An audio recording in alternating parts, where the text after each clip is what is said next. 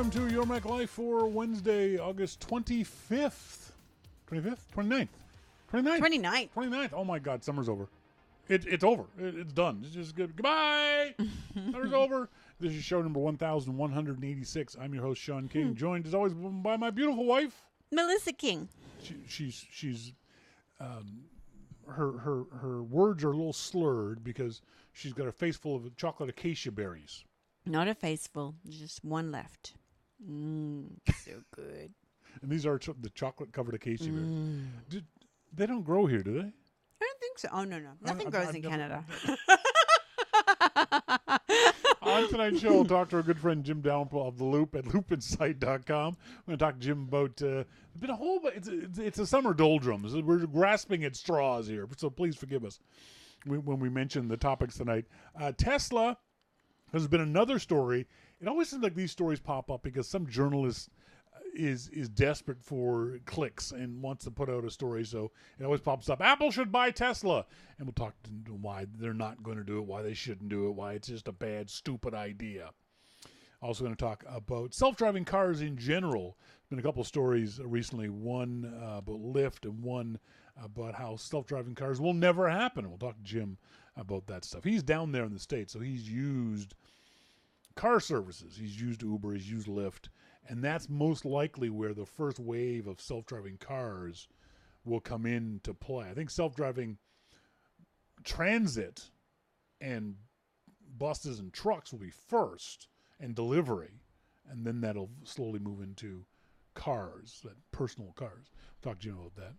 In our starting point photography segment, we're going to talk about traveling, being a traveler versus being a tourist. Melissa and I have talked about this a few times, and we've gotten some questions from people about our Lisbon trip next March. And one of the questions that folks have asked, I've gotten 2 or 3 times, is will we be going other places besides just Lisbon?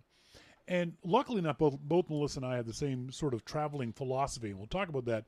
The difference between being a tourist and the difference between being a tourist and being a traveler.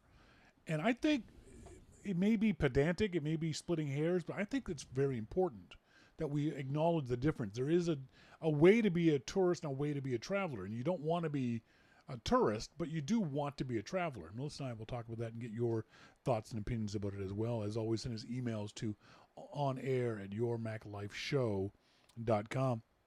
We went off to the big city yesterday. Again, as you guys know, if you've been listening for a while, we live in a little tiny town called Gibsons.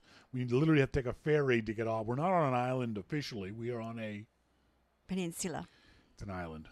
If you can only get off it by a boat, it's an island. Functionally, we live on an island. It's not geographically an island, but functionally, it's a frickin' island. Okay? Wow, it's an island. It's an island. And so into a large part, we're kind of trapped is the wrong word, but we're limited. We can't just go into the city whenever we want to. It costs literally $65, between $65 and $70 just for us to go to the city. That's before you talk about gas or food or anything else like that. Just that's how much the ferry costs to get back and forth. So yesterday we decided to just hop on the ferry. You can do a walk-on thing, and you just walk on the ferry, and then you take public transit in the big city. And so that's what we did, and it was very funny. Later in the day, we'd gone to Sly in honor of you, went to Park Royal. First time I've been to Park Royal in 30 years. Then with Cap Mall, we took a bus from the Horseshoe Bay Ferry Terminal to Park Royal, got off, transferred, ooh, scary, to a different bus, went to Capilano Mall, and wandered around Capilano Mall. And there's a Walmart there, so we bought kids' clothes at Walmart. And I got a new pair of slippers. And one of the funny things about society nowadays, we don't carry money anymore. But the buses still require money. Yes. And so we're thinking, well, we don't want to go to the bank machine to get a bus fare. That just seems kind of silly. So we sit here yesterday morning. Yeah. John, we need money for the bus. And so we dig out the change jar. And I'm thinking, you know what? There's a lot of nickels in here. Let's just get $8 in nickels.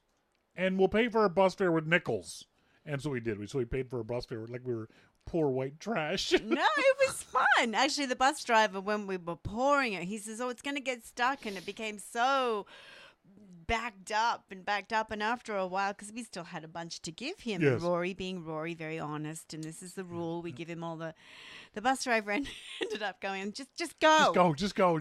Go. And so we ended up paying for our bus fare with nickels.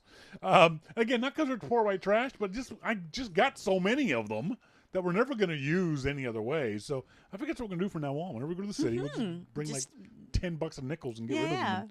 And launder them through vending machines and bus that's fare right. We did that too. Things like that. But at the end of the day, poor Rory, we're sitting there waiting for another bus to go back home, and Rory's sort of sitting there with his head in his hands. And, you okay, buddy? Oh, I got a headache. Why?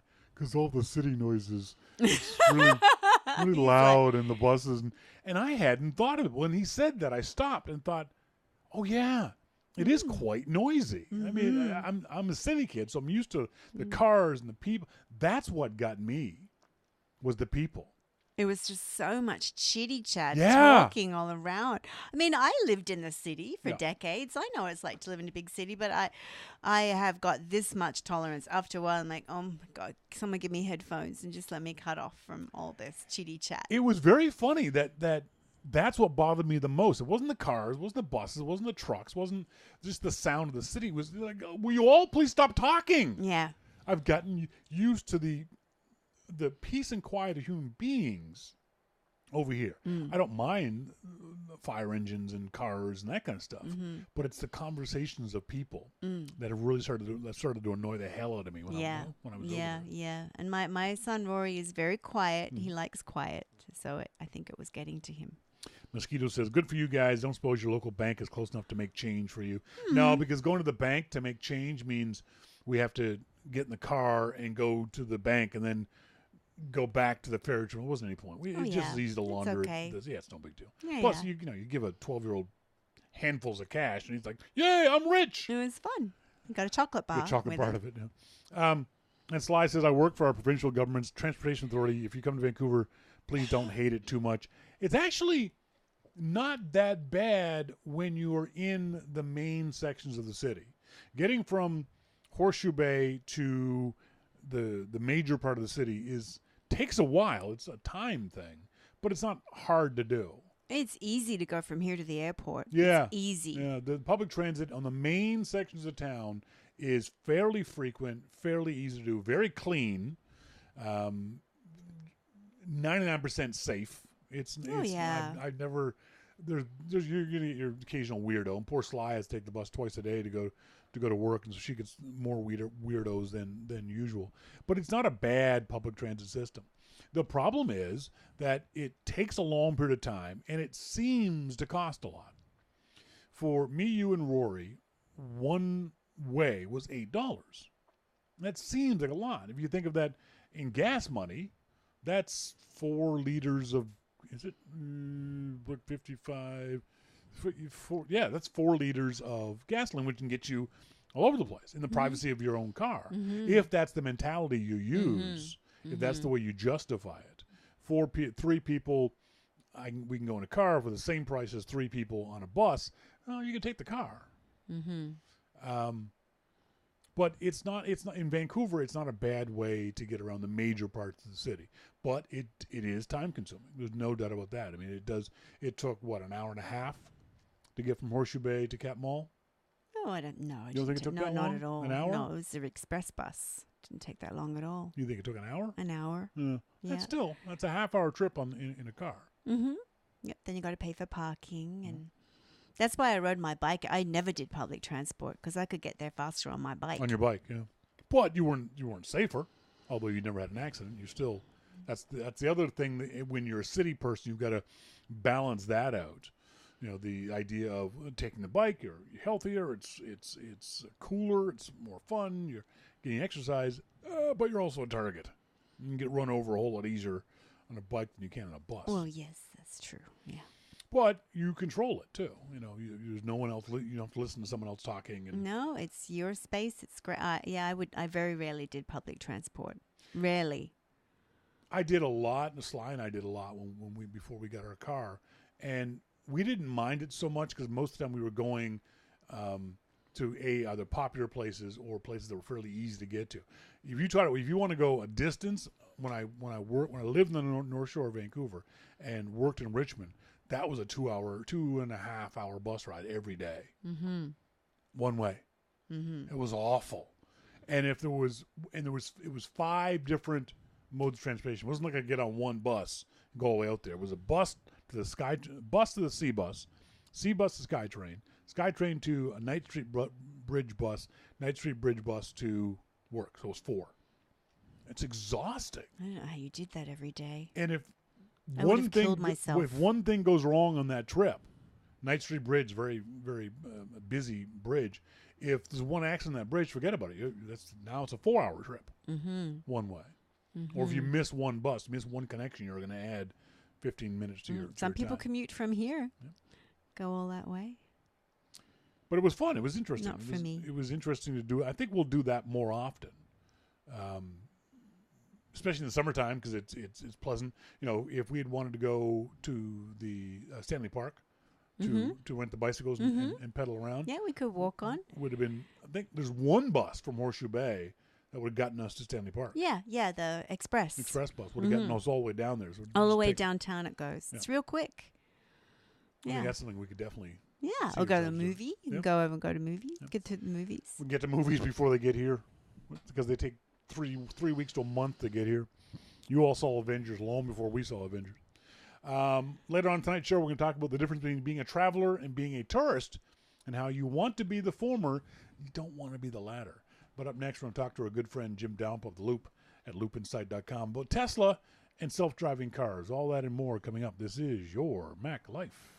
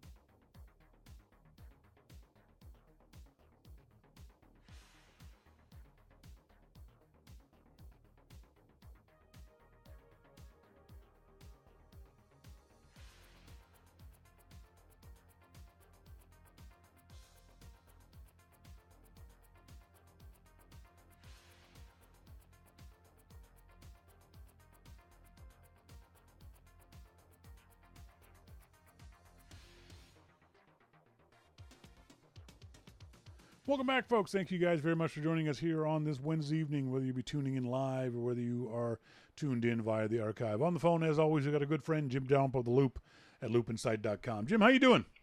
I'm doing good. How are you? I am good. There's been a couple stories, and I said this off the top, that it always seems like when someone's bored and wants to juice their page views, they bring up this story. Why Apple should buy Tesla. Tesla's been in the news for all the wrong reasons recently. Elon Musk has said some dumb things about taking the company private. Let's get your thoughts on this. Is it a dumb idea that Apple should be buying Tesla? You know, I'm going to put this to rest once and for all. All right. I think what Apple should do is buy every company not named Apple. Every single one of them. Every one. Every single company. And then these guys can just shut up. That's right, exactly. Because Apple will own their company too. The problem with these kinds of thoughts is that they're not well thought out. Is the fact that Apple seems to be wanting to build their own cars. Tesla is a car company. Then Apple should buy Tesla. That seems to be the depth of thinking among these people. That it's as simple as A plus B equals C. Yeah, and it's not. If Apple, and you and I think you've come around to my way of thinking, if Apple was going to build its own car, would it make more sense for them to buy an existing company or start from scratch and do their own? Well, considering it's Apple, no matter what they did, they would probably start from scratch and build their own. You think? Yeah. You know, I'm sure that, Tesla's a great company. There are lots of people at Apple that have Teslas. There's nothing wrong with that. I just don't know that that's where Apple wants to go. Yeah, I don't think Apple, and you and I have talked about this in the past, I don't think Apple wants to build cars anyway. I've been fervent on that for the years that we've been talking about this. But it doesn't make sense also for Apple to buy Tesla itself because, first of all, I don't think Elon Musk would allow the company to be sold. I think he likes being the CEO of Tesla. I think he enjoys that role. Certainly, his complaints notwithstanding, he seems to really relish being that guy, and he wouldn't be able to if Apple suddenly bought his company. Well, I don't know how much Elon would really have to say about it, but... You don't think? Well, I don't know. I mean, but you're probably right. I mean, if he didn't do that, I mean, Elon's not just going to sit on a beach somewhere. Yeah, that's right. So he would start another car company or whatever, or another space company, or maybe he's going to build a civilization on the bottom of the sea, or it'll be Elon and the Megalodon. Yeah. The other aspect of this is Apple has said in the past that they don't really look for these kinds of big company buys. They're more likely to buy a smaller company and then develop it into what Apple wants. It seems like there's already too much of a corporate culture around Tesla that Apple wouldn't be able to merge with present Apple Corporation. You know what I mean? That the two companies wouldn't necessarily be a fit, notwithstanding the fact they've poached each other executives quite frequently. Well, all of the companies do, but yeah, I don't know that, physically building an automobile is something that they really want to do. Yeah. Yeah. I just, I have a hard, now the technology behind it. Yeah, I can see that. But building or buying and assembling shocks and steering wheels and things like no. I mean, Johnny's going to have to get his hands all over that. They wouldn't have a car out until, for another 30 years. Well, plus the fact that it just seems to not make a whole lot of sense from the point of view of, and this is what I've always said, Apple likes turnover. They like their customers to buying things once every year, once every 18 months, once every 2 years. The iPhone, AirPods, those kinds of things. And it obviously doesn't happen with a car. You hold on to a car generally for 7 to 10 years. So that seems to be way too much of a lead time for Apple to be bothered with that end of the industry. Well, I mean, could Apple partner with?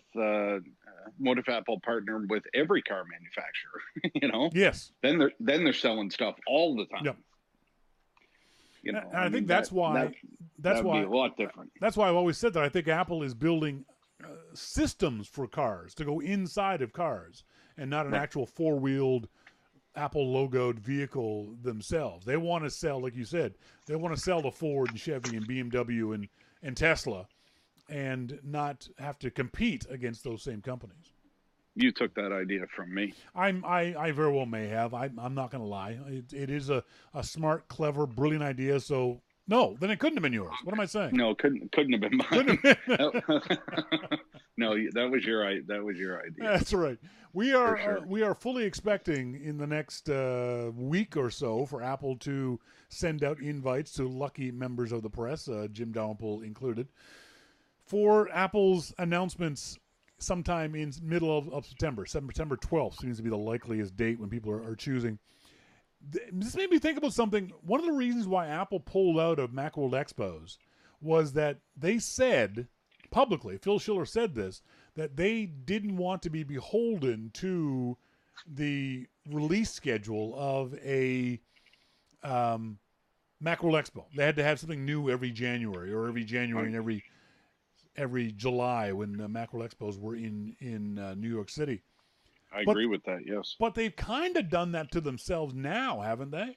Where they kind of have to? Yes, they have. They've announced something new every September since 2007. Are you just going to ramble on, or do you have a question here? I mean, jeez. Okay, so here's the difference. Apple had Macworld January. Yes. They had Macworld June. Yes. They had Macworld Tokyo. They had Macworld Paris. They had CES that they did go to. NAB. Come on. They can't have something for all of them. So what Apple did basically is they have 2 major events a year now. Yes. One is focused on software mostly, WWDC. That's for developers. They could have something there or they could not. Doesn't really matter. Yep. The second major event, so they have 1 major event a year that's product focused. That makes it real easy for Apple. Sure. And they can do that. And the focus around that one event is always the iPhone. So you have to release a new phone every year. They have to. Why? I mean, if they didn't, well, everybody, I mean, some companies release more than one a year, but they have to release one. So they plan for that. And that's easy to plan for. You have your one product that you're going to release. And so they haven't really done what you're saying that they did, because you're not understanding. So, well, thanks for setting me straight, you dick. No, you see what I mean? I mean, they have one product that they have to get out. They don't have to put out an iPad at this event. They don't have to put out a Mac at this event. Yes. They can. Yeah. But they can put out those products anytime they want. They could have another event, or they could release them at WDC or through a press release. Doesn't matter. But if Apple didn't have an iPhone, whatever they're going to call it, available this September for whatever reasons that just didn't get it done, that would be devastating for the company, because they've set up this expectation of every September we're going to announce a new iPhone. Well, it would be devastating financially. Yeah.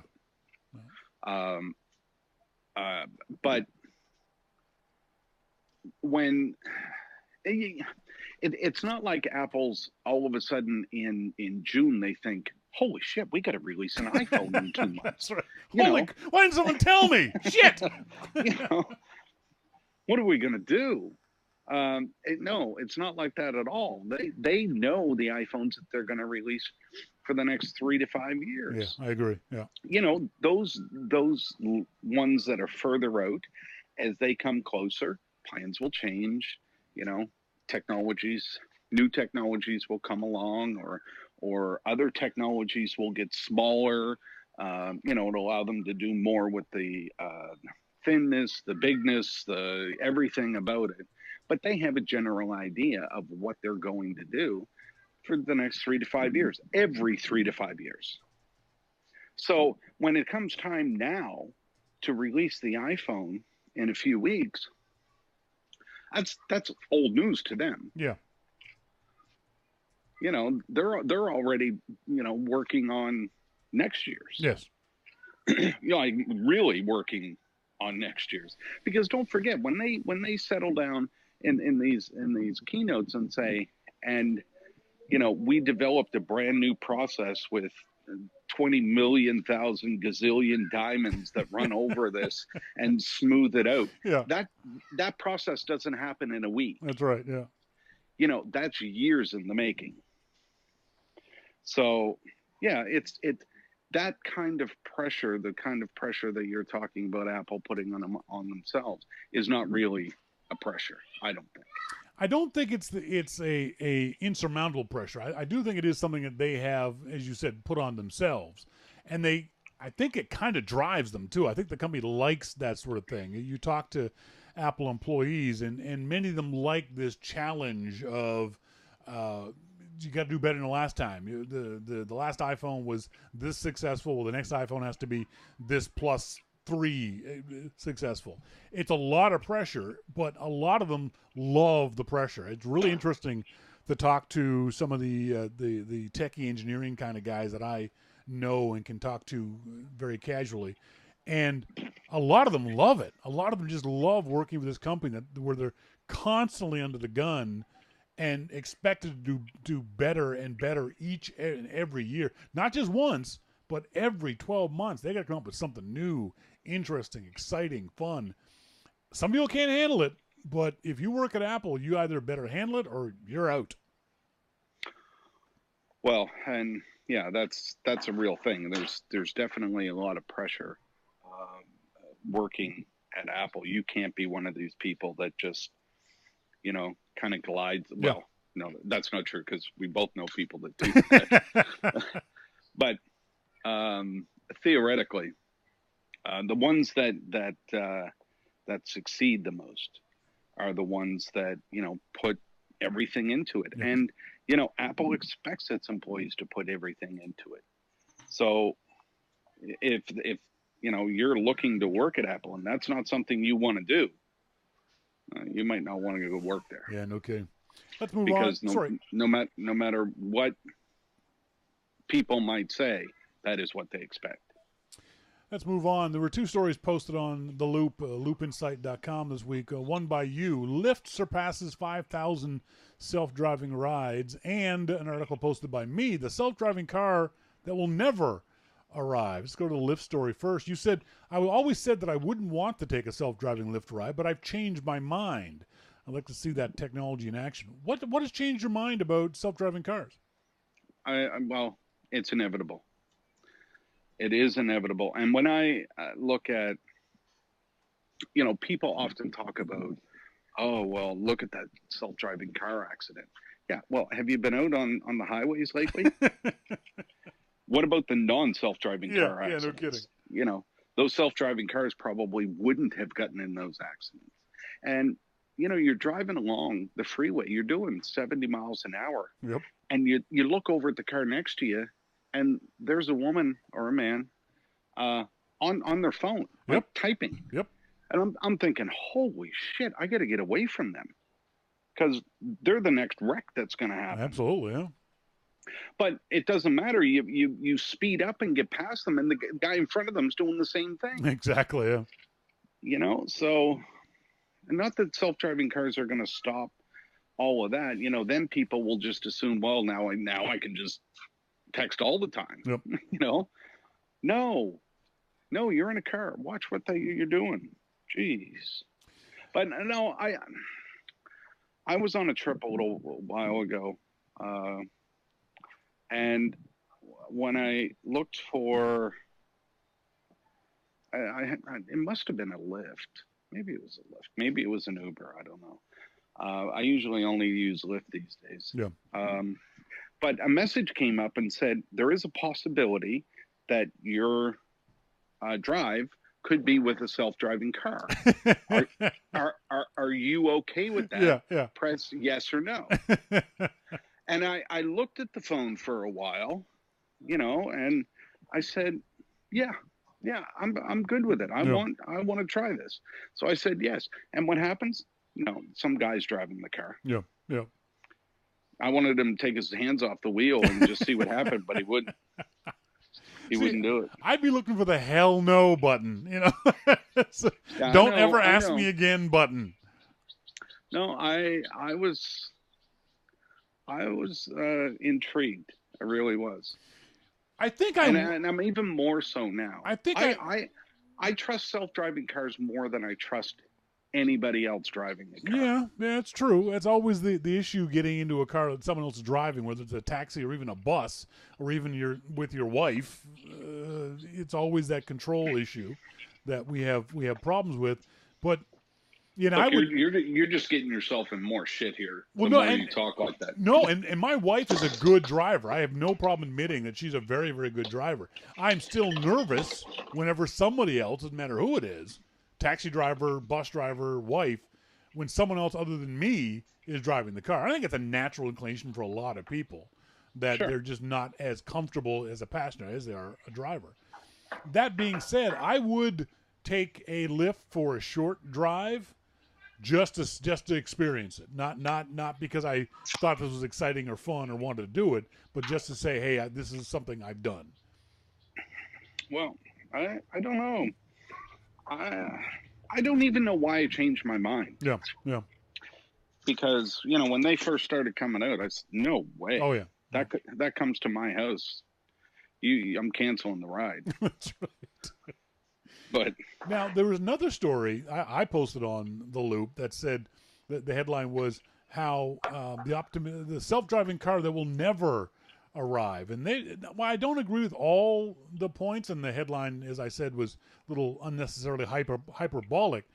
Self-driving cars will get here. That's inevitable. There's no way around that. It's just the nature of technology. We will use it to its fullest extent. I don't think it's going to happen inside the next 20 years.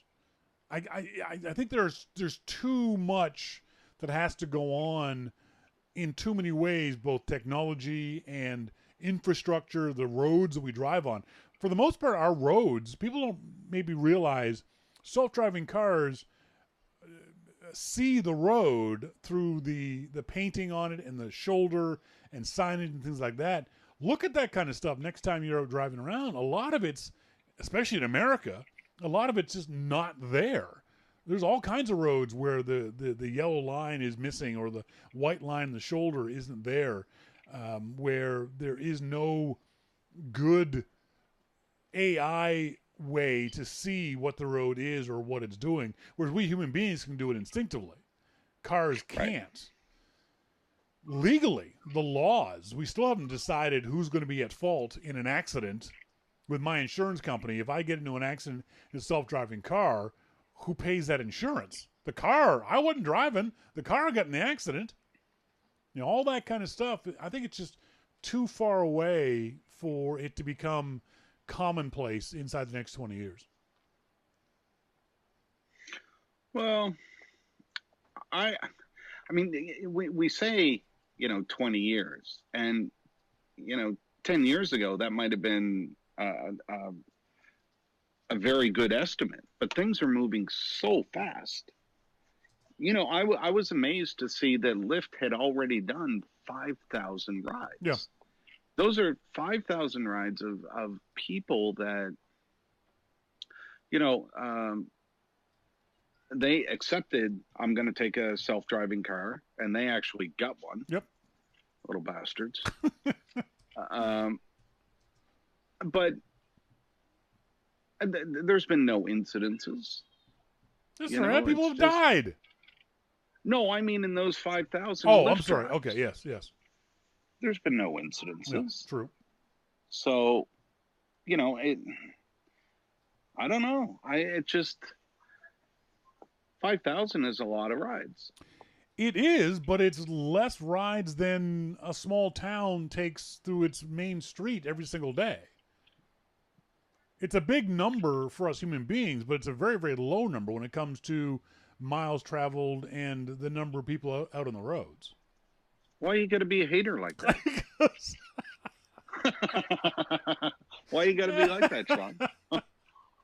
Because I'm trying to make the enthusiasm be more realistic. One of the problems that we have with all of this stuff is that so much of the media surrounding this comes out of Silicon Valley, where the Silicon Valley tech media wants this to succeed, and so they will hype the hell out of it. Every single small milestone that Apple or Google or Lyft or Uber managed to, that small little baby step they managed to go forward, they blow it up and make it sound like self-driving cars will be here in the next couple of days without ever investigating all the other things. Yes, a self-driving car can be done tomorrow, but everything that goes around it, I don't think is going to happen for 20 more years. Yeah, then that could be a safe bet, I think. And it is gonna take a while because they're gonna have to get through government regulation and different state regulations, yep. And it's just gonna be crazy. And I speak as someone who really, really wants self-driving cars. I mean, as a motorcyclist, the fewer idiots on the road driving cars that can kill me, the happier I'll be. So from my point of view, I love self-driving cars. I want them to get here as soon as possible. But it really feels like a lot of this is unnecessary hype, and there's not enough of us looking at the actual issues involved as to whether or not this is going to be a good thing going forward. Well, I think that it's one of those things where it doesn't matter if we think it's good or not, it's going to go forward. Yes. you know? I mean, that technology it's not that, well, it is developing, but it's just going to go, and it is going. It's going now.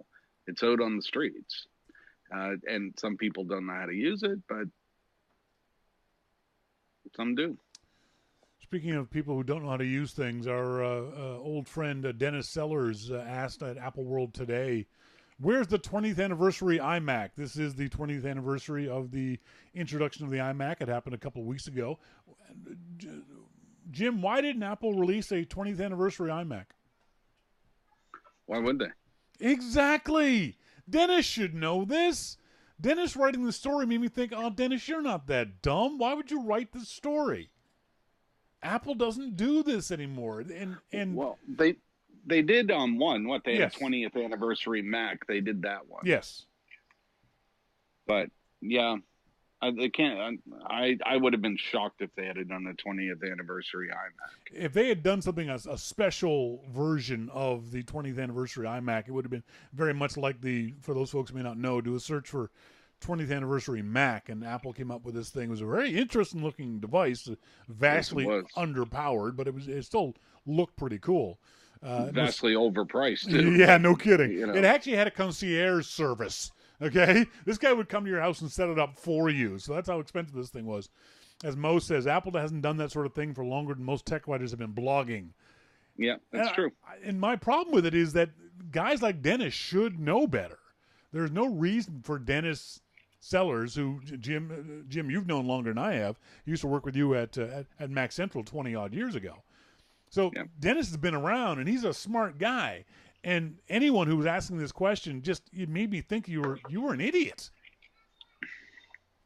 Well, maybe he was hoping for one. No, he was actually asking where it was. I'm trying to be kind here. I know you are. You're trying to be kind to a very nice guy, and Dennis is a very nice guy, but damn, that was a dumb thing to say. Well, I personally, I would have been surprised if they had one. And, it's just like was mentioned earlier, it's been a long time since Apple has done anything like that. So, I can't see them all of a sudden jumping into that again. We missed this story when it first popped up from Business Insider. One of the stars of Planet of the Apps trashed Apple. I was like, F this. Gary Vaynerchuk, one of the people who were one of the judges on the Planet of the Apps app, blamed Apple for the apparent failure of the show. Do you agree with him? Do you think it was Apple's marketing fault for the show being a supposed failure? No, the show just sucked. It sucked. It just utterly and absolutely sucked. And why Gary won't admit this to himself and others is beyond me. It was an awful TV show. Yeah, I mean, Will.i.am took half of everybody's company, so right. The show just outright sucked. So I don't see. There's no sense in mincing words, is there? I mean, he can say that it was Apple's marketing. He can say whatever, but maybe when the show was done, Apple saw it and said, "Holy fuck, this sucks." That's right. And they said, "Don't market that." Yep.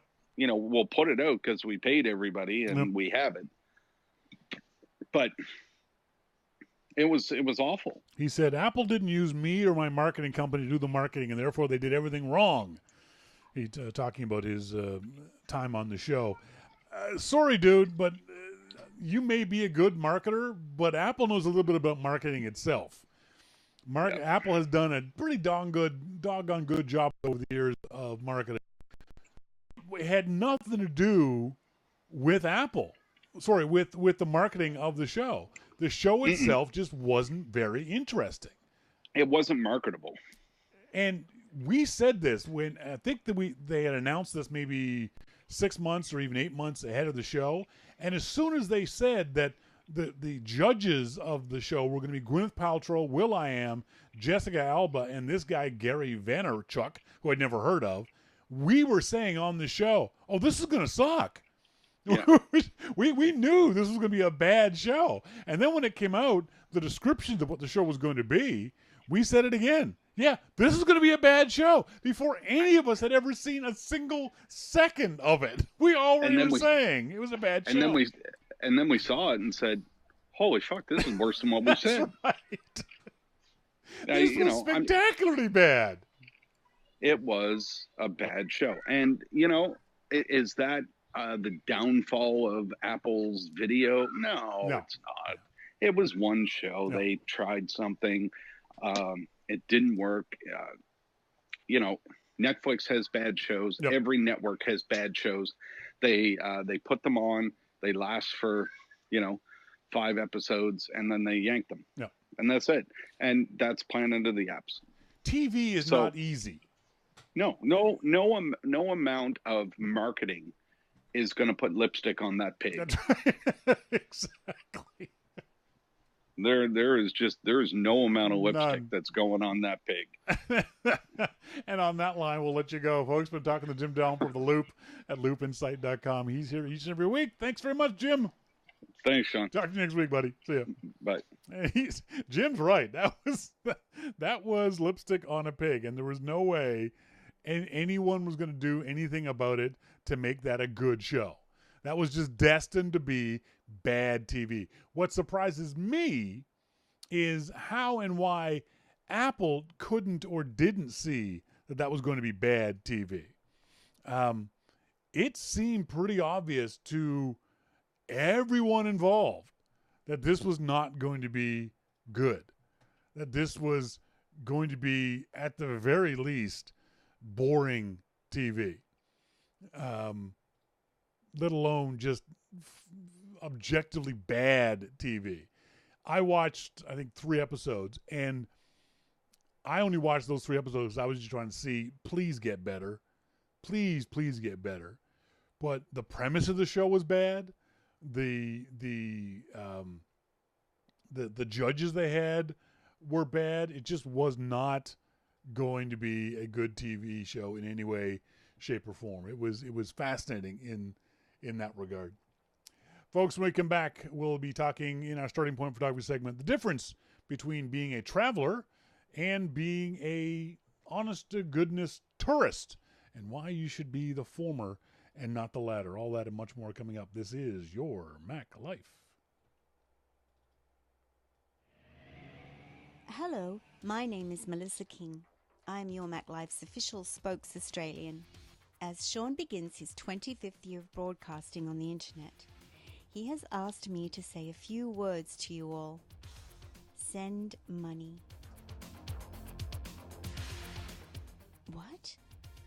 Why not? More? Okay. When you listen to Your Mac Life, you'll notice there are no ads, no commercial breaks, no 5-minute ad reads for products you've already bought or have no interest in buying. That's because Your Mac Life is entirely listener supported, and not even listener supported via a paywall or a subscription service. It's simple. If you like Your Mac Life, you can pay for it. If you don't want to pay for it, you don't have to. You can still listen. But we'd really like it if you did. On the Your Mac Life homepage at yourmaclifeshow.com, on the top left, there is a subscribe to YML box. You can send any amount you'd like each month automatically from your credit card or PayPal account.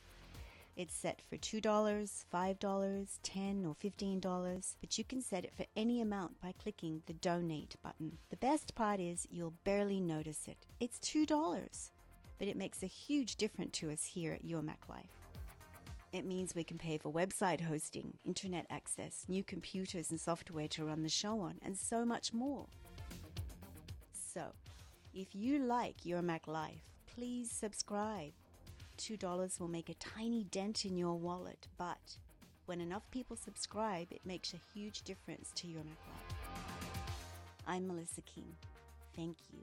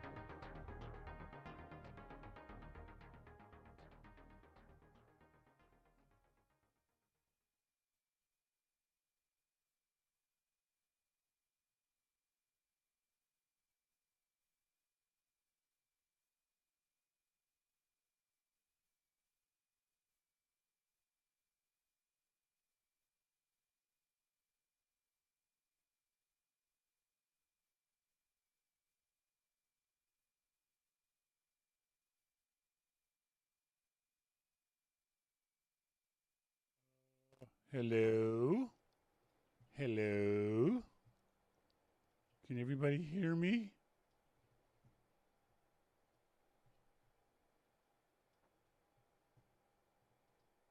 Waiting for the folks in the RC chat room to tell me if they can. Can anybody hear me?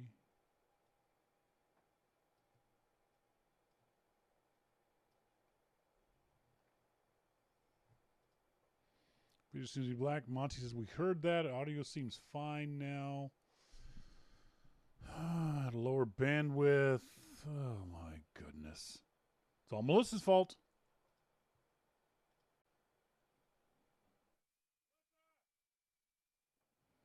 It's all her fault. No one out there right here. So Susan hears me. Can you, do you guys have me? So you have audio. Do you have video?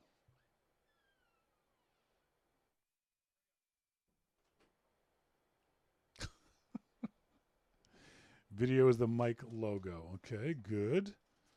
Melissa has now sat down and turning her mic up. For some reason, my whole computer just bogged down all of a sudden. That was weird. I actually had to. It was Google Hangouts. Google Hangouts. I got the Google Hangout page said it was dying, so I had to open up Safari and jump into Safari. So sorry about that, for folks who were listening live. If you were listening in the archive, I'll fix it in post. Don't worry about it. What are you looking in your face for? No reason. You sure? Yeah, You're acting suspicious. No, I'm not.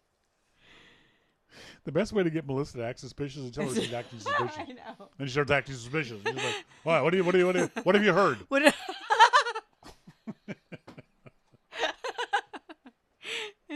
We were talking to Jim about this.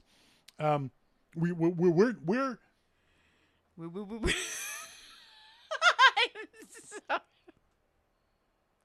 Yes, you're talking to Jim about it. I'm sorry, sweetheart. And we are about 100 years away from getting self-driving cars here in Gibson. So I mean, there's never going to be that's. But would you get into a self-driving cab? Like tomorrow? Yes. If you were waving a cab down the streets of Vancouver and the cab pulled up and it said on it, so obviously no driver, self-driving car. And there's no driver. It's not even like there's someone in the driver's seat. There's no driver in the vehicle. In Vancouver? In Vancouver. I don't think so. So you're saying you would in some other city? Well, I just might, because I know Vancouver and how bad all the drivers are. No. Drivers are bad everywhere. I hate people who say, our town is the worst. No. I've driven all over Western society, Western culture. Everyone sucks. Some of them suck worse than Vancouver. You go to Rome, go to Paris. I was terrified. Well, Montreal. No. Paris is worse than Montreal. It has something to do with the French. No, Montreal's bad. There's a lot of places that are bad drivers. But, okay, so pick a city. Is there any city you would drive a... Well, I don't know anything about the technology. I haven't read anything about it, or I don't know anything. You don't need to know anything. It's a fully autonomous, self-driving car. You know what's funny? In a way, we do it every single day. What, because we don't know what sort of driver we're getting in with? There's that. But next time you get into a cab, get in a cab and then close your eyes. You're now in a self-driving car. You can't see what he's doing. No. You don't I know. don't know what sort of a driver he is. Exactly. You don't know what's going to happen ahead of time. No, actually, I don't usually. Usually I don't really like cab drivers. I don't like the way they drive. Our lovely Sylvia Sly is a nervous passenger. She's not crazy about being a passenger. And I still remember the first time we went to Macworld Expo and we get into the cab. I said, "Okay, now Sly, I want you to just look at me. Look at me. Look out the side window to your right. Look out the window to your left. Do not look out the front window." Why not? Because he will terrify you. He will scare the shit out of you. Do not look to the left and right. Don't look out the front windshield. Because New York City cab drivers can be very, very aggressive. Mm-hmm. I find cab drivers in general. Exactly. But quite. And that being said, I've never been in a car accident with a cab driver. No. True. So, I don't know if I'd like to experience. What are you laughing at? Just Monty saying somewhere in New York City there's a limo with Brad's fingerprints embedded in the back seats. Right. Yeah. I'd like to experience self-driving vehicles. I don't think in the city I wouldn't worry so much about going from place to place in a self-driving car. If only because it's not going to get up to speeds that can hurt you. You know what I mean? It's not going to get up to highway speeds. If a self-driving car in the city gets into a fender bender, it's going to be at 30 kilometers an hour. You know, it's going to be at a very low speed crash. It's going to be annoying. It's going to be a pain in the ass, but it's not going to be deadly for the most part. I'd be less likely to take a self-driving car out on the interstate or the Trans-Canada if I had to go self-driving car from, say, Vancouver to Hope, and that's a 60-mile drive at 60, 70 miles an hour. I don't think I would do that. No. And I certainly wouldn't want to do it on a regular basis. One of the things that Jim and I were talking about was that there's self-driving cars are here now, but the infrastructure around them isn't. Mm-hmm. The respect for self-driving cars from drivers, human drivers. Because I know for a fact human beings, being the dicks they are going to, on a regular basis, cut off self-driving cars. Just the way we are. People cut people off now. You know, we've all seen the video of that guy in the fast lane cut across 3 lanes of traffic to make his exit inside of 20 yards. Mm-hmm. If I'm that same asshole in the car next to me is a self-driving car, I know I can just merge because I know the self-driving car will get out of my way. So people are going to be dicks with that, and our laws haven't caught up to what happens when someone's a dick to a self-driving car. The self-driving car will have monitors, will have cameras all around it, so that it can watch the environment. Will that camera footage be used against that dick? Don't know. Our laws haven't caught up to that. Our insurance hasn't caught up to it. As I was saying earlier, what happens if I have a self-driving car and I'm in the passenger seat and the car gets in an accident? Is my car insurance going to pay for that? We don't know. We haven't figured those laws out. No. You'd assume that it would, but the argument can easily be made was, I wasn't driving the car. And if I wasn't driving the car, why do I have car insurance? Will ICBC, our insurance corporation in British Columbia, go out of business? Because I'm not buying car insurance. So there's all kinds of things that have to be solved yet before self-driving cars become anywhere near even half the population of cars on the road. Like I said, I think we'll see buses first. You can really obviously see buses on here in Vancouver on Broadway, a long straight stretch of road, Marine Drive, a long straight stretch. You can see a self-driving bus there. Mm-hmm. Mm-hmm. You can see self-driving transport vehicles. You can see self-driving trucks that'll go from New York to Chicago, semi-trucks, and the driver will be in the passenger seat just monitoring systems, but the car will drive itself 24 hours a day. That you can see coming a lot sooner than you or me having our own self-driving car that we jump into and take off. The laws haven't caught, like I said, the laws haven't caught up. Would you be allowed to put a baby in a self-driving car and send it off to grandma's house? Oh, no, I would never do that. At what age would you allow a child to go in a self-driving car? 4, 8, 12? We haven't decided that. We haven't decided the... It depends on the child. Depends who the child is. Okay, so the child's 6 months old. No? No, it depends on how the child feels about going and saying, okay, you want to go into the... But a 6-month-old child will have no opinion whatsoever. Well, that's what I mean. You don't let those children go by themselves. Why not? Because I'm not comfortable then as the parent. But if my 13-year-old said, you know what, Mum, I'll be okay. I can go. What about if your 7-year-old said okay? If they said they were okay and there were laws and all the infrastructure was there, it would be okay. Well, that's what I mean. For short distances. That's what I mean. There are no laws or infrastructure yet set up for that kind of thing. Mm-hmm. I can see us not allowing it. I can definitely see the law saying no. A under 16-year-old cannot, because they can't drive a car. Under 16 years old are not allowed in a self-driving car without adult supervision. I don't know what the laws are for cabs. If you can put a child in that's under 12 or... I think you could because there is a human being driving the cab. I think that'd be okay. I don't know. There's just so many things that we haven't thought of, let alone it's new. Have infrastructure and laws and customs and even traditions in place. If you're on the highway and you're merging and there's a self-driving car next to you, I'm going to cut him off. You're not going to do the zipper merge. You're going to cut in front of the self-driving car, aren't you? Because right now we do the zipper merge because there's a human being in the other car. But if it's a robot car, I don't care what the robot car thinks of me, I'm going to cut him off. Mm-hmm. I'm not saying I'm going to do that. I'm saying it's what people are going to think to themselves. It's okay if I cut the robot car off. So it's going to be interesting.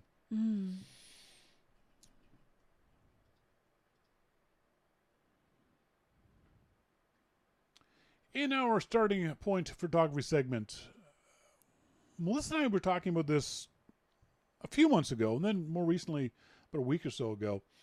We got an email from someone asking if on our Lisbon trip, Lisbon is going to be March 23rd to 30th in 2019, Lisbon, Portugal, the starting point photography workshop in Lisbon.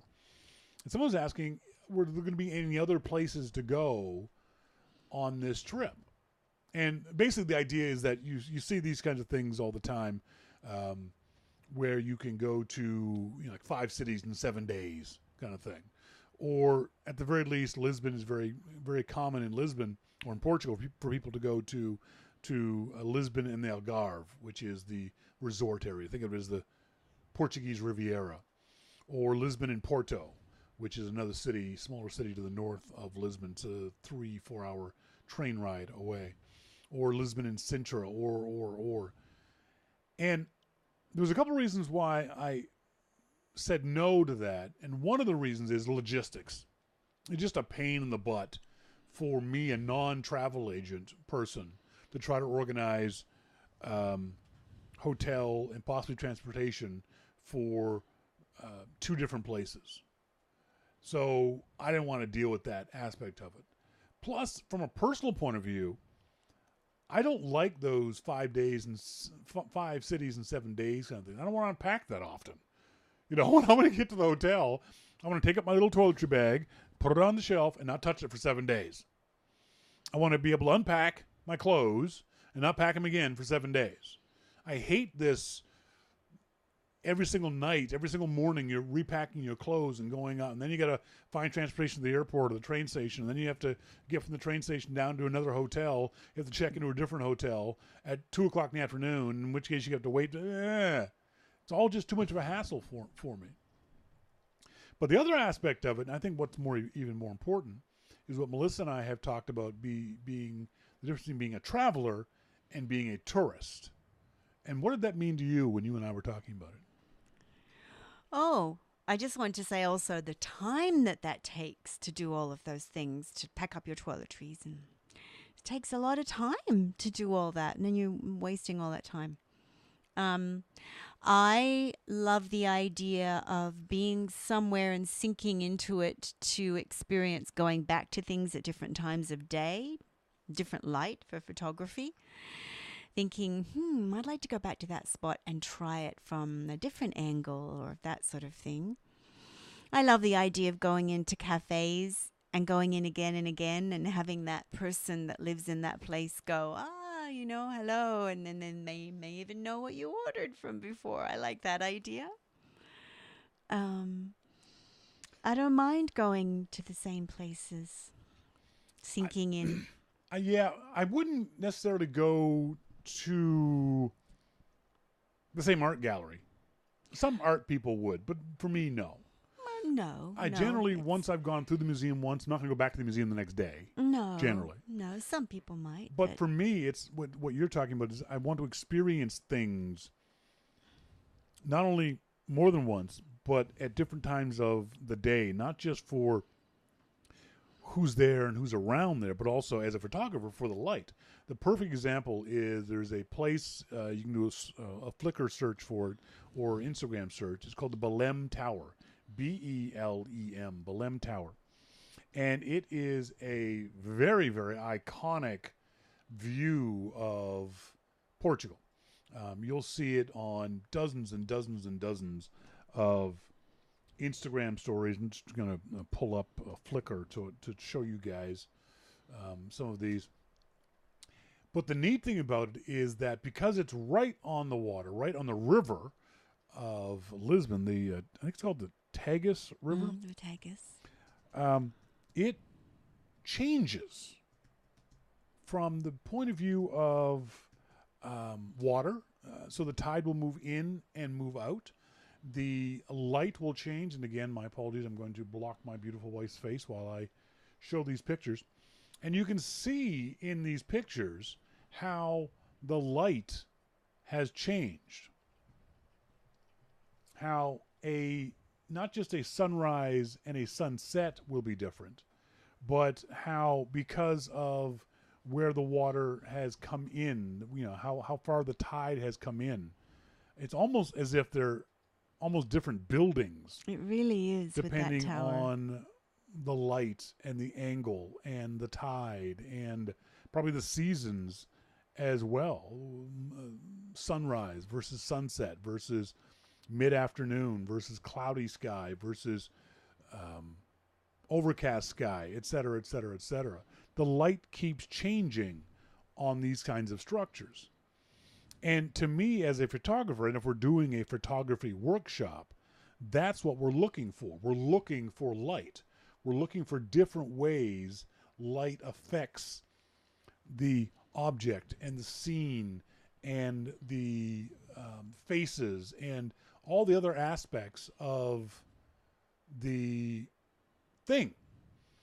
And if you're just a tourist, you don't see that. If you're on a 5-city, 7-day trip of Lisbon and Porto and Barcelona and Madrid and the Algarve, you'll get a chance to go to the Belém Tower on Tuesday morning. And it may be raining Tuesday morning. The sun it may be cloudy. It may be overcast. But that's it. That'll be the last time you'll ever see the Belém Tower, because you're off to Madrid the next day or you're off to Porto the next day. Whereas for us on this trip, as travelers, as people who are not just, I always think of the difference between a tourist and a traveler is a tourist visits a place. A traveler experiences a place. A traveler takes the time. You're not going to get to know a place. You're not going to become a native of Lisbon or Portugal. But you'll experience more of that place by staying in it over time. And not just a day or 2 days, but over, like you said, a week. You know, I can almost guarantee that we'll find a hotel and somewhere around the corner will be a little tiny coffee shop that we'll go into every single morning. Hola! And hola! And he'll say something to us in Portuguese and we'll go, hi. Because we don't speak Portuguese. But we'll order a cafe au lait or whatever the hell it is that we're going to order. And we'll feel like we're part of that guy's life for that moment in time. We're not just tourists wandering in and out. By the 3rd or 4th days, and be going, Beauty and the Beast. That's what we'll call us. So call us Beauty and the Beast, you know, because that's a good joke. Why did I get a laugh out of that?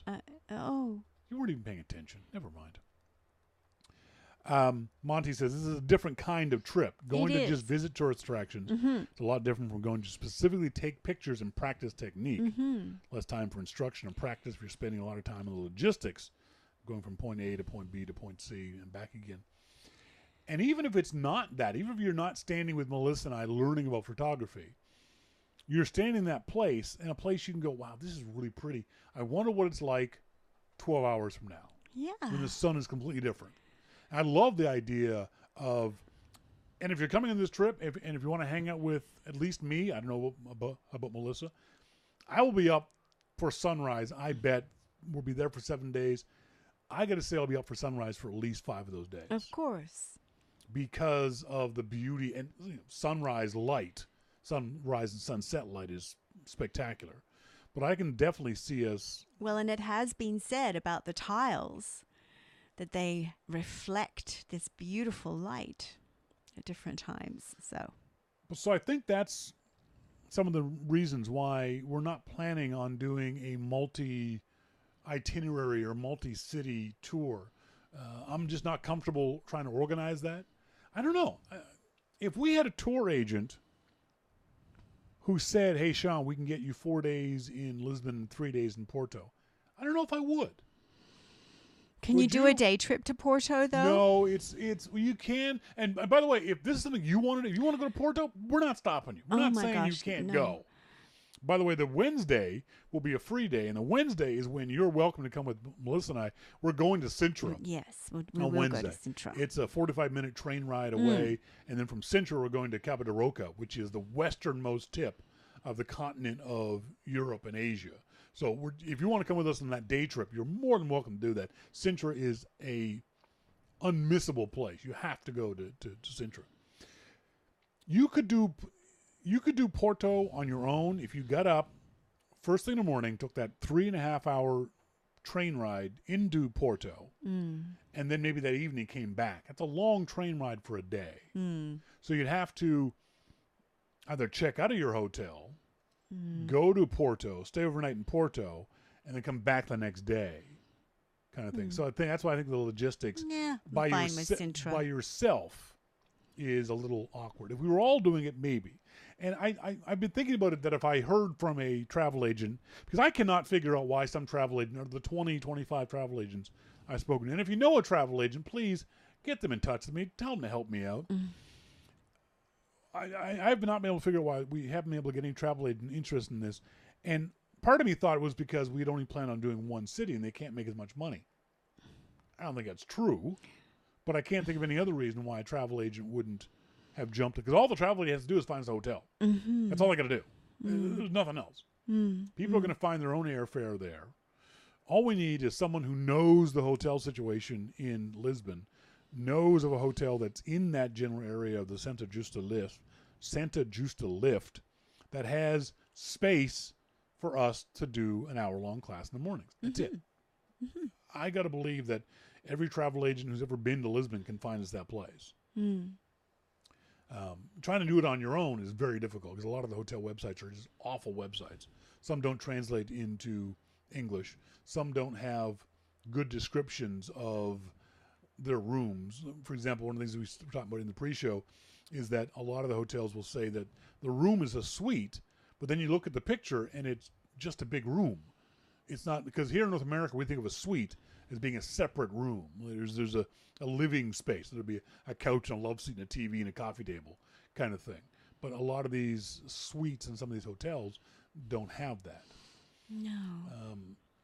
And none of them will tell you how much their rooms cost. All of them charge their rooms by the day. And we don't need a room. We don't need a meeting room for the day. We just need it for an hour each morning. So there's just a bunch of little minor logistic things that it's hard to find out from this side of the Atlantic. So if anyone knows of a travel agent who has any kind of expertise in this, please, please, please, I'm begging you, help a brother out. I also think because Lisbon is being described as a vibrant, it's like Florence. Like, I'm quite happy to be in Florence and not go anywhere else. Yes. Because you can sink into such a beautiful historical place. And we've been told that Lisbon is vibrant and it's small enough that you can just sink in a week to be there is perfect. The problem with Florence, though, is that it's much centralized isn't the word I'm looking for, but it's much closer to other places you want to go. Pisa is only an hour and a half away. Well, yes. I have no urge to go to Pisa. Siena is only 45 minutes away. San Gimignano, which I can never say, is only 45 minutes away. So there's a lot of places that you'd want to go for a day trip to visit. That's nice. That are really easy to get to. It's not a 3-hour train ride kind of thing. Montepulciano is half an hour, 45 minutes away. So those are the places that we've heard of. I'd love for you to see Siena. It's a beautiful, beautiful city. Again, it's one of the old hill towns up on a mountainside. Assisi is pretty close. St. Francis Assisi. That's where his monastery is. So those kind of things would be neat. But yeah, you could easily spend the whole day in Florence just being Florentine. There's enough history there. There's enough art, culture, food. A whole week, you mean? The whole week. Sorry. Yes. Susan says, I really like the extra days in a city if the primary language is not English or Karuk or maybe Spanish. The language barrier makes me need more time to settle and get my bearings. That's an interesting way of looking at it. Susan, I hadn't thought of it quite that way. For me, part of it is I'm lazy. But part of it is the photography in me. And as a photographer, this is a personal philosophy. This is not the way all photographers need or have to be. Is I like finding a place that I like the look of and just stopping there and just experiencing that place. Whether that be from the point of view of the clouds going over a mountain, whether that be from ships moving in a harbor. I could have sat at Sydney Harbor for days. You could have just set me on the point outside the Sydney Opera House, and I would have been fat and happy for just bring me lunch. That's it. Very vibrant. All day long. But when it comes to people, I can definitely see myself sitting in a spot and watching people and photographing people for hours and hours and hours on end as the light changes and that kind of stuff. The other aspect of it, too, is that you have, as a, I don't want to say beginner, but the best times of day for light is that early morning hour, sunrise to about 10 a.m., depending on the time of year, And then from about 5 p.m. to 8 p.m. in the evenings, again, depending on that time of year. And from 10 to 5 is when I'd be a tourist. From 10 to 5 each day is when I go out and go to the museums and go to the art galleries, markets and go have lunch shopping and exactly. That's have your siesta. That's when you want, because for me the light isn't as interesting. You can still take good photos there, but when you settle into a place, when you're a traveler and you stay in one place, you have the luxury of not being a photographer. Well, you're from not 10 to catching a 5. train at the perfect time That's of right. day to take photographs. Exactly. You're not rushing off. You're not in a cab somewhere. You're And not. going, it's such a beautiful time to take photographs. So hopefully that helps some people understand why we're sticking to Lisbon for our trip, and hopefully it means that you won't regret going on this trip. I guarantee you won't. I mean, it's going to be us. You are going to learn a lot about photography. You're going to have a lot of fun learning about photography. You're going to be in a beautiful, wonderful, historical, vibrant city, great culture, great food, beautiful people. You're going to get some really, really good... Cheap. Dirt cheap. And the other advantage is you'll take home information, lessons, knowledge that you'll be able to take on your next trip or take pictures of the friends and family as you go along. If you need more information about it, send me an email to Shawn@yourmaclifeshow.com. Susan says, I was pretty flustered the first day in Leipzig, Germany. Very few people spoke English in that former East German city. I still remember trying to find my way around Tokyo with the idea of a language that was utterly foreign. At least Slavic languages, German and French and English and those kind, have the occasional word that you can pick up on that's in English or sounds like it's English, and that helps you. It's not a translation, but at least you feel a little more comfortable. Japanese, nothing. There's not a single word in Japanese that makes sense to you. And so it's complete incomprehension. Follow that up by the language. The language is written in letters that you do not understand. If it's in German or Spanish, you might be able to figure out, that word means street. Rue in Italian and Spanish, R-U-A, means street. Yes. Strasse in German means street. Oh, so yes. you can sort of figure that out. It's harder to get your bearings when you really have no idea. In Tokyo, there was no way. And I'm Godzilla. And just the culture shock of me just being a foot taller than everybody was very, very odd. I never felt that weird about being tall before. I've always felt very comfortable and I like being tall, but they were just like, I was almost apologetic to be, I'm so sorry, you're also little. Excuse MacNan, me you're if I a tourist step on you. attraction. Exactly, yeah. MacNan, hoping I can still go. There's a fairly good chance I'm just a bit by the fact I was pregnant. Oh, wait. Wow. Talk about reading two texts at the same time. Wow. MacMan says, hoping I can still go. Fairly good chance of maybe changing jobs. If that happens, yeah. Susan Gare, getting food was the hardest part. Complicated just by a bit by the fact I was pregnant at the time, and food became just very weird. So what the Lonely Planet people, what's happening with Next that? week. Oh, next week. Next week. We're starting our giveaways as of next month. Nice folks at lonelyplanet.com are giving us a guidebook giveaway. And you don't have to be coming with us to Lisbon to win one of the guidebooks. You can win a guidebook for your own town. Or if you're planning on a different vacation next year, you can win the guidebook for that. So don't forget, you can sign up for that. It's easy. You can go to the website, yourmaclifeshow.com. Right there at the top of the page, it says Friends of YML form. You click on that form, you send me an email, and I drop your name into our virtual hat. If you're a subscriber of YML, if you pay $2, $5, $10, $15 a month, whatever it is, you can go to the website at yourmaclifeshow.com. On the left-hand side there, you can click on the subscription button.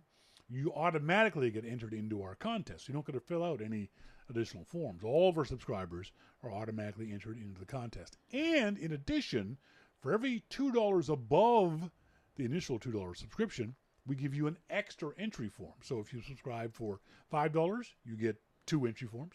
If you subscribe for $10, you get 10 entry forms, et cetera, et cetera, et cetera. So I add more tickets into the virtual hat for you if you subscribe to Your Mac Life. So subscribing helps us out and makes you more eligible to win a prize. We'll have other prizes too to give away because starting September, that's the 6-month we're inside 6 months of going to Lisbon, so we're going to have a lot more, hopefully, a lot more contests, a lot more stuff to give away over the ensuing 6 months. Got a fun question from Kate Schmidt. Kate Nathaniel Schmidt. Kate asked me on Twitter, she said, I'm looking to get a DSLR, but she's very specific things she's looking for. Any recommendations for an amateur photographer with small hands? I'd like to take better pictures of food and birds. The problem with that, Kate, small hands, not a problem. The first thing I said to her was, don't buy online. If you're not sure exactly what kind of camera you want, do not buy a camera online, because you never know how it feels. The material itself. I've seen cameras that look great online, but you touch them and they feel very plasticky and they feel very strained. You don't like the physical sensation of the camera. The other aspect of it that you may not like the button placement. I've often said I love the Olympus M1, but because it's physically a much, much smaller camera than my DSLRs, I find it very cramped. And I'm really not crazy about the button placement of it. Not that the buttons are placed poorly, but because they're small buttons and they're close together, I'm not crazy about them. So unless you know exactly the camera you want, don't buy it online. Go to your local camera store, go to your local Best Buy, get a deal from them. Price match. Ask the folks at Best Buy to price match what you see on Amazon or some other website. But don't go to the camera store and then buy online. Please, please don't do that, because you would do that, wouldn't you? No, I'm wondering why.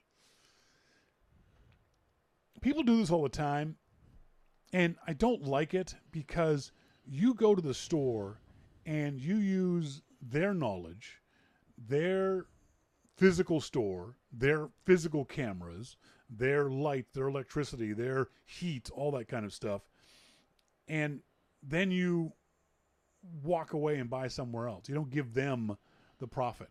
You give them the money they need to stay in business. Mm-hmm. I've seen this a lot in the motorcycling community in particular. People will go into the local motorcycle shop, try on helmets, get advice of what's the best kind of helmet to get, and then go online and buy that same helmet. And then 6 months later go, why'd my local motorcycle shop shut down? Because you wouldn't buy anything, you cheap bastard. Oh, I know. I like to support local Now, business. if the price is ridiculous, if you can buy a camera or a motorcycle helmet for $500 online and your store is charging $1,000, no, buy it online. But if they're charging $50 extra or even $100 extra, first thing you do is ask them to price match. A lot of stores will. And even if they can't price match, a lot of stores will drop the price by a little bit. $20, $30, whatever. At least give them a chance. Give them a chance. Give the local physical store a chance to get your money, especially if you use the store for their information. So I told Kate the first thing she wants to do is look at the physicality of the camera, how it feels in her hand. And for her, if she has small hands, a mirrorless camera like the M1, Fuji makes great mirrorless cameras, Olympus does, Panasonic makes a decent mirrorless camera, Sony makes a fantastic mirrorless camera. And just this past week, Nikon has announced their mirrorless camera. I wouldn't buy it though. It's so new. I'm going to let Nikon shake out their issues before I would buy a Nikon mirrorless camera. And then in the next couple of weeks, it's rumored that Canon will be announcing a mirrorless camera. So if you have smaller hands, a mirrorless camera is going to be a better camera for you. The problem is Kate wants to take pictures of two completely different things. Food and birds. Birds eating food? Well, that would help. Because food is stationary, and you can get real close to it. Birds, not so stationary, can't get real close. So she's looking at two completely different photographic styles, completely different techniques. Isn't that just to do with the lens, though? It is, but it's also to do with lighting. You can control, if you're shooting food, you can control the lighting. If I'm shooting a sandwich on my desk, I can add more lights, block light. Can't do that outside with birds. I can use flash to shoot food. I can't use flash to shoot birds. I'll need possibly a wide angle or a portrait lens to shoot food. I'll need a long lens to shoot birds. So, and those are exact opposite. So the first thing she wants to do is get a camera that fits her. Because any camera you buy, the manufacturer will have lenses that will suit those needs. They may not have as many as some of the other ones, but for a beginner, you'll be fine. You'll be able to take good food and bird photos until you get more accomplished with the camera itself, and then you can look at something more specific. Monty says that's less the camera and more the choice of lenses and needing extra light for shooting food shots, though. You can do both of those with a mirrorless camera. Absolutely. Yeah, you can definitely do both those kinds of shots. It's a matter, like I said, of technique, of situation, and lenses that will make a big difference. Kate, let me know what you and Nathan eventually choose. I'd be curious to know what you guys eventually buy. Folks, that's it for tonight's show. I want to say thanks to our good friend Jim Dalrymple from The Loop at loopinsight.com. As always, thanks to Jim for being here. Thanks to you guys for joining us. Don't forget to enter our contest because starting next month and for the next 6 months, we're going to be giving away prizes ahead of our Lisbon trip. If you're going to join us in Lisbon or want more information about Lisbon, please send me an email to Shawn at yourmaclifeshow.com. As always, I've been Shawn King. I'm Melissa King. And you've been listening to Your Mac Life. See ya! Bye.